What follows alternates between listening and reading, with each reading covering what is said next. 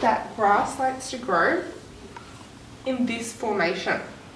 So, in your report, I would like to see a nice diagram with a picture of the grass, like this, okay? It's such a boring class, so why are we forced to take this? The stupid teacher won't even tell me how much work I need to put in. I wonder what I want to be. I'm not really sure. Actually, what do I want to do with my future? I do not want to see this, that have a trunk and multiple branches coming out. What about neurosurgery?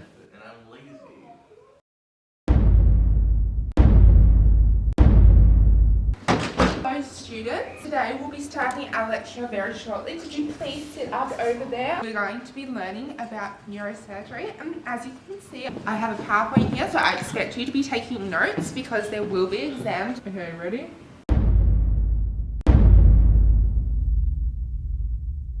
So, does anyone know who is involved in neurosurgery and particularly the practice of craniotomy? I'm not really sure. Well, good thing is, I'm going to tell you all about it. First of all, we have Dr. Harvey Cushing, as you can see on the screen. Dr. Harvey Cushing was known as one of the founding fathers of neurosurgery.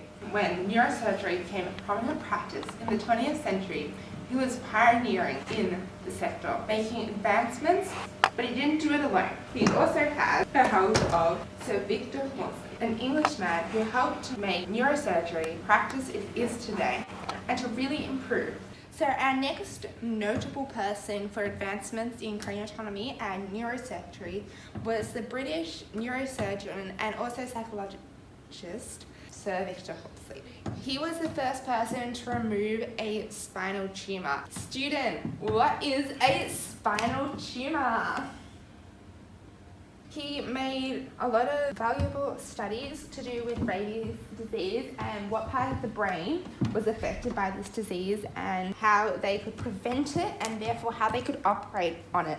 So he also worked with the thyroid gland and determined how it influenced the rate of growth and development within the body and its metabolism and like what the malfunctions of it, which he called a metachexia. That's not how you say it. Okay, and next we have Karen. Now Karen was the first female to sit in the chair of a neurosurgery board in America. A really amazing practice. Miss, I have a question. Yes. Can you please say her full name, Miss?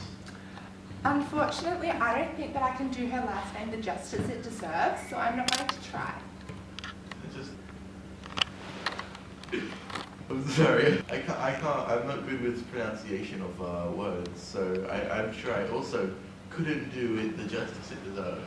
She has been on the board of the University of Michigan since 1998 and is particularly well known for her work with neurosurgery with children from Guatemala. Obviously, she has been putting not just her services as a neurosurgeon to work with everyday people, but particularly looking at those who will not necessarily receive this kind of treatment because of the country and conditions they may have grown up in. So our fourth and final notable person for today is Lars Lasker. He was in the late 20th century looking at research to invent and successfully did invent the first gamma knife device. Gamma knife is used to remove brain tumours and other tumours within the brain area. He decided to make a new technique which was stereostatic radiosurgery, which was pretty revolutionary. He worked in a prototype unit in a hospital in Sweden for 12 years where he worked through this process and started to invent his version of the gamma knife. It was designed because he wanted to treat patients who had a lot of pain with their tumours. So after his 12 years in the prototype unit, he had made his gamma knife invention successful, which is a knife with a 35mm blade. The gamma knife is used for patients with very deep set tumours. Gamma knife is preferable for surgeons because they do not wish to have to use other techniques that may mean having to risk a large chunk of the patient's brain when operating in this procedure. They use this because the gamma knife, it doesn't have the other kind of size issues. So when doing neurosurgery, we don't want to leave large gaps in the patient's head, particularly with craniotomy. You want to remove a smaller piece of skull as possible so that the chance of infection and the chance of failure for the operation and procedure is significantly diminished. This gamma knife can be changed to make it a suitable size, so approximately around less than 3 centimeters in diameter for the size of the hole and the area that are being affected. It really was amazing for neurosurgery at the time, and it really helped to not affect those other areas of the brain.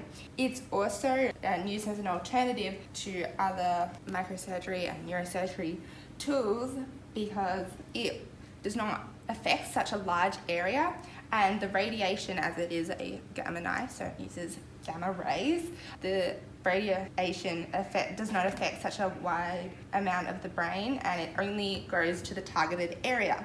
So it's also much easier to use a gamma knife than to use other procedures, particularly with adult patients. There's craniotomy, and then there is the other practice, which is known as cranioplasty, I believe. And that is where the skull is not placed in afterwards, but instead it is left out for a period of time, and then the piece of skull may be returned to its original place, or they may use another material instead. The gamma knife prevents having to do such large operations, having such large craniotomies, which we really want to avoid. Today, over 300,000 patients have undergone gamma knife neurosurgery instead of your typical craniotomy alone. There's about 35,000 per year that receive this treatment. Now that's just phenomenal numbers, and we can obviously see why Lars is such an amazing person for this advancement and how it has really affected this field. So society has been pretty accepting of this practice for a very long time because of how long it's been around. As you can see, it's been around since prehistoric times. As you can see in the diagram, they would use rocks to bash holes in the skull to try and get to the brain. About 2,000 to 1,500 years ago, in Incan times, they decided to use this wooden stick with several points on it to bash the head in to form the holes like we can see in that skull, which is an actual human skull from the time period. So this is like the very beginning of craniotomy. Obviously, we do not go around using this tool today, as I wouldn't think that any of you would like to have that in your head. Would you, student? I think it'd be quite painful, going to be completely honest. Yes. Next, we move to ancient Greece. In ancient Greece, a lot of the techniques and basic practices and procedures that we still use today were created by, do you know who, student? Ancient Greek doctor who invented these kinds of medical advances for ancient Greece was Hippocrates. Wow, that's a really impressive voice, student. You're welcome. As our students just told you, Hippocrates invented this diagram which shows all the tools written down, and right next to it is ancient Greek, obviously. It shows a single tool with multiple different tool heads to put on the end to be used as part of neurosurgery practices. As we can see at the top, there's a lot more very much like blunt force tools. Where we get to the bottom, it's more precise, and in the middle seems to be a lot of blade tools. He also wrote a whole book about this, detailing tools, how to use them, where to go on the brain, as you can see through that diagram. Then we get to medieval times, around 15 up to the 16th century. They used this practice not only to help those who were suffering from illnesses in the head, but also if they thought that someone had a mental illness or was just acting a bit strange, they believed that they had been infected by evil spirits, and they would bash holes in their head to try and release those spirits to get that person back to normal. Now, obviously, a bit of an issue with this practice. So in the 18th century, as you can see, it still has almost the identical tool heads up the top. So it's really been in the 19th and 20th century that we've made great advancements, but still very similar. Again, you can see at the top here, we've got that same tool with the handle.